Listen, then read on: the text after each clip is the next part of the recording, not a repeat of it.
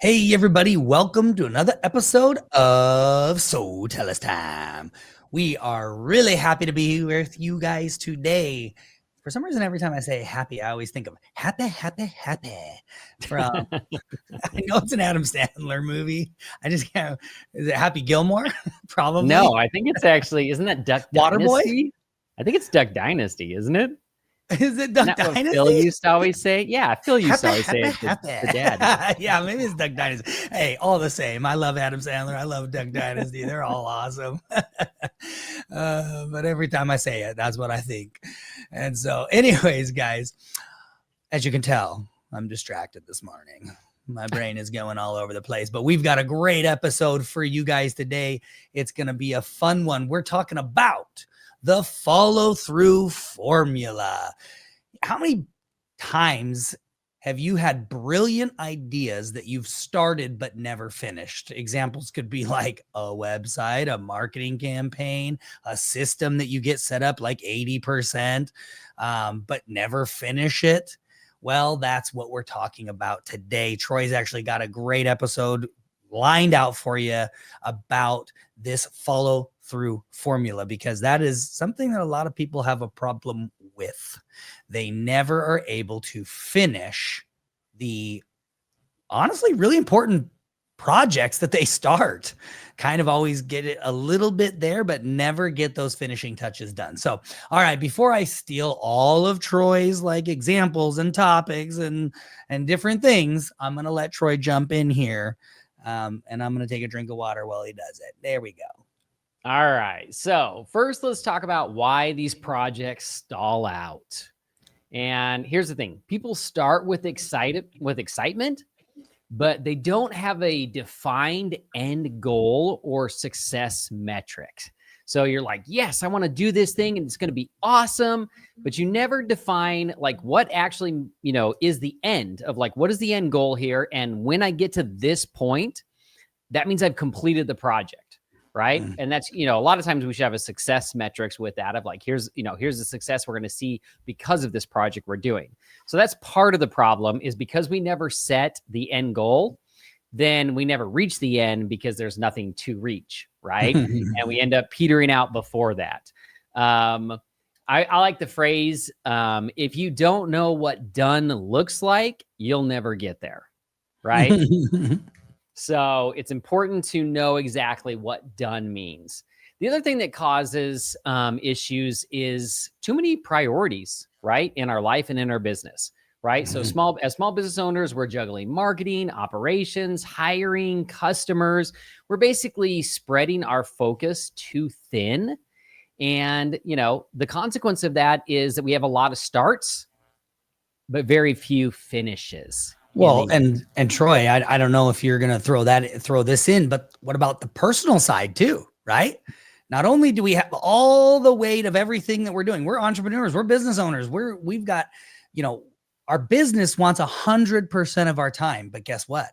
Our families want 100% of our time, and then throw in if people go to church, your church wants 100% of your time. I mean, there's so much to being an entrepreneur and life that wants all of our time, energy, and attention, like the balance, like you're talking about. Where is that? And it's really hard. It's really hard because when you focus on one thing, something else is getting ignored, right? So we'll just touch on the personal side. No, absolutely. That's great. That's great because it does. It gets in the way, right? Not in the way, but we shift our focus, and then we have too many priorities going. All right. So the other one is emotional fatigue, right? So we're all excited about this new project that we're going to do. And then that excitement fades down, and then the grind sets in, and we're like, ugh, this was so nice when all I had to do was think about it. But now that I actually have to do it, it's not as fun anymore, right? So that happens a lot. So finishing really requires discipline, not just enthusiasm. Right? Enthusiasm is only going to get you so far. You got to have the discipline to actually finish the project. So let's talk about what we call the follow through formula. And this is going to really help you, figure out how to follow through on those projects that are the most important. So step number one, you've got to define what is done. right?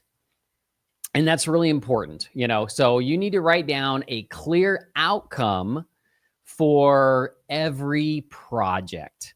What is it that I want to get done, and what constitutes that this project is done? It was funny. We had a meeting with our dev team the other day, and they were talking about projects, upcoming projects and everything like that. And they're like, all right, we're going to use the MVP model. And I'm like, okay, this sounds good. What's the MVP model? I'm thinking like, MVP is like Michael Jordan, right? Your most valuable player. And so this is going to be like the very best. That's this model that we're going on. And they're like, yeah. And I'm like, so what does that mean? And they're like, MVP stands for minimum value. What was it? Minimum value something. I stopped listening when I heard the word minimum. I was like, minimum value project progress. I don't know. Yeah, Something maybe that's dumb. what it was, minimum value progress. And it was like, basically, this is the very minimum that we're going to do to like consider this project done. And I was like, wow, that is not what MVP means to me, right? And so very different understanding, but you need to have it done, right? Let's not shoot for a minimum. Let's shoot for like, this is what needs to be done. This is it. Like when this is done, this is really, really done, right? Yeah. So, you need to write down that clear outcome for every single project. So an example might be, I'm going to launch a new referral program by December 1st with 3 business, partner businesses. That's a very good example, right? I'm going to get this referral program going. I have a date that it's got to be done by. And it's not just, I'm going to set like, how many partners am I going to get set up on this program? Right.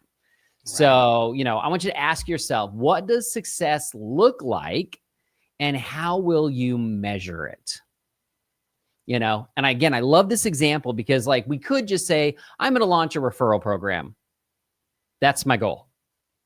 Well, we may never launch it because we don't have a date attached to it. But we might say, I'm going to launch it by December 1st. And we might do that, right? That's good. It's better. But we may launch it, but not actually have any partners participating in the program. So again, that's not success, right? In order to measure success, I need to not only have a program, launch it on a specific date, and have partners in it that are generating referrals for me. So huge difference when it comes to defining what is done. Mm-hmm. Okay, step number 2, break it down, right? Big projects stall because they feel overwhelming, right? We come up with these great, grandiose ideas, and then we never get to the finish line because we feel overwhelmed. There's too much. So you need to break it down. So divide the goal into bite-sized weekly actions. What am I going to get done this week to move towards, this goal? So that next week, when I start next week, I'm moving forward again, right? So you got to divide it into these smaller goals or you're never going to get there. And then, you can use tools like Trello or ClickUp, something to track the steps visually so that that you're on track of reaching that goal, right? So remember, small wins keep momentum alive. That's the key, right? If you just go for the one big win and it's a 3-month project, what's going to happen is 2.5 months into it, you're going to be like, oh crap, I've done nothing towards my goal and I've only got 2 weeks left, right? Yeah. So break it down into simple steps. All right. Step number 3, block time for follow through. And Trevor and I have talked about this in a lot of our podcasts, right? Not only do you need to schedule a finish time of this is when the project is going to be done, but you need to schedule time to work on the project, right? So these projects deserve blocks of time, just like your client meetings deserve blocks of time, right? Or your jobs that you're going out and doing deserve a block of time, right? Imagine, let's say you're a carpet cleaner and you know that it's going to take 2 hours to clean the carpet in the house, but you only give yourself 30 minutes to get it done. Is that going to work? No, it's not, right? You got to block out the right amount of time and do it. And it's the same thing with your projects. Well, and that's the thing is people are like, think about it. You put a lot of time, energy, and effort to running your schedule, your work schedule, like to do the work, but how much time, how well are you scheduling to work on the business? You're scheduling, you've got a great schedule that's running efficiently on working in the business, doing the work, but what about working on the business? If you're not scheduling any time, you are going to fail. Yeah, exactly. And you know what's amazing? Oh yeah, I saw this statistic the other day and I shared it with Troy, and it was from this really smart guy who builds a lot of businesses. And he was talking about how people hit that, they go from that 1 to 3 million, right? Range. They hit that 3 million mark and they stall out. And within 10 years, they're gone. And you think, wow, there's a lot of businesses that are like, they're really just trying to, oh man, they make it to that first million. And then he talked about how it's easy to go from the 1 to 3, kind of like you hit the 2 very easily. And then you get to that 3 and then they stall out. And one of the reasons, and maybe we'll do a podcast on this, but one of those reasons, because there might be a lot of people sitting in that space, is not working on the business. They're still working so much in the business. They're not giving time, energy, and effort to working on the business, which is really what it takes in order to see that grow, and get beyond it. And so it's crazy. I can't remember what the percentage was, and we'll look it up, maybe give it another podcast, but it was a high percentage of people who hit the 3 million and they do good, but within 10 years, the business is gone. Kind of crazy. Yeah, exactly. So you want to make sure you protect that time, meaning no interruptions, no multitasking, right? That time is dedicated to work on that project. For example, Friday mornings could be your implementation time. That this is when I'm going to work on this project. I'm going to implement the things that I need to do in my on my business to grow my business. So, okay, step number 4, build accountability. Right? You need to assign an owner to every single project. And guess what? If you're a solo entrepreneur, you're assigning it to yourself, right? Yep. But here's one of the hardest things about being a solo entrepreneur. Who are you accountable to? Right. Right?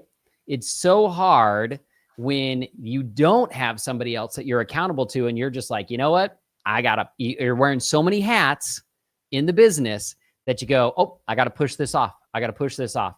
And it just slips and slips and slips. And then nothing gets, not that nothing gets done, but these important projects that you need to do to grow your business don't get done because we push them out of the way because we're not accountable, right? We let ourselves off the hook and say, I'm too busy taking care of these customers. I can't work on the business, right? So you got to hold yourself accountable or, hold employees accountable, whoever it is, right? So assign an owner and then use weekly check-ins, basically like, what did we say that we would do? Did we actually do it? And again, that comes back to those little bite-size, chunks. If you take it on a weekly basis and you plan out correctly, it's very easy to say, what was I supposed to do this week? Did I get it done? Yes, I did, or no, I did not. Right? Yep. So, and accountability creates consistency, right? Even when motivation fades, when that excitement fades, accountability is going to help you get you to the finish line. So it's so important to build that accountability into it. All right. Step number 5, celebrate completion, right? Recognize your wins, even the small ones. So, make sure that you have some celebration in there. And that can be celebration along the way for completing milestones, important parts of the project. And then, of course, celebrating at the end. And I highly recommend that. The along the way is important because sometimes the end, it's a long ways to the end, right? And so it's like celebrate the wins on the way because you deserve it. And your team deserves it. Right. Yep. It keeps things exciting and it keeps things not getting overwhelming or kind of like, we're we're making headway, but we're kind of failing. We feel like we're failing because we're not getting it done as fast as we'd like to, or things like that, keep the morale up. Yep. And it builds positive reinforcement, right? Your brain starts to crave that feeling of done. I got that done. Like for me, as you guys know, like in my past life, I was a project manager for and so I'm all about the checklists and checking things off that are done. And like literally it feels good to me when I can mark something off that I have completed it. Man, it feels good. So you gotta build that, right? You got to create that for you so that as you complete those tasks along the way, you feel better and better that you're getting closer and closer to that goal. So make sure you have those things in there because it'll help your brain be like, yep, I did this. Now I'm gonna get the next one done. Right. So this is really, it is really important. And I want you to think about like, what is something in your business, right? How many times have you said like, man, I'm going to start a referral program, or I've got this new marketing campaign that is going to be awesome and I'm going to launch this and I'm going to get it out there, but it never gets launched, right? And you go 6 months down the road and you're like, oh man, not a lot has changed in my business from 6 months ago. And it's because you had that great idea, but you didn't push forward, right? You didn't get it done. You let other things get in the way of completing that. So that's why you got to utilize this formula to make sure that you are getting done. We call it the follow through formula. You got to be putting it in place in your business because that's how you're going to grow the business. Growth doesn't happen by accident, right? You have to plan it and execute it. So, and here's the thing, momentum multiplies when follow through becomes a habit. Right? That's how you keep moving forward, is through that follow through. All right, Trevor, anything else you want to add before we wrap up? I will do a quick recap. So you want to define what done is. You want to break it down, block off time, build accountability into this process, and then celebrate the completions along the way. And then obviously you're going to honestly, the celebration of it being completed is that if you worked on the right projects and you were implementing the right things, you're going to see a big benefit from it. So really celebrate the wins along the way, because the end goal is going to be a big celebration. And the end goal, the celebration of that is that it worked.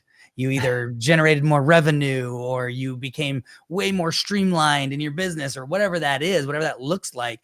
That's going to, you just don't want to wait till the very end for the reward, right? Enjoy it on the way. Cause a lot of times the journey, and you're going to learn a lot of things on the way. We always are learning, right? It's called in development, it's called scope creep.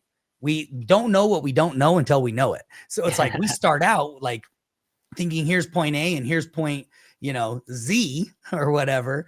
And along the way, we find out there's A, B, C, D, E, F, G, and like a lot of things happen to where it changes and evolves. So enjoy the journey, celebrate the journey, because the end may look a lot different than what you thought it was going to. So, sometimes putting that end goal or that end celebration, I would say, looks different in the end. So, all right, guys. Okay. Great episode. Today's challenge: pick one unfinished project and apply the follow through formula to get it done and get it finished. Or if you don't have an unfinished project that you've started because you haven't started any projects and you need to, then start a freaking project. How about that? You want to be accountable to us. Every week we give you great information and then we give you the homework for the week. So do your homework and your business will change. It will be amazing. So, all right, everybody. Well, we love you. We appreciate you. As always, we will catch you guys next Tuesday on SoTellUs time.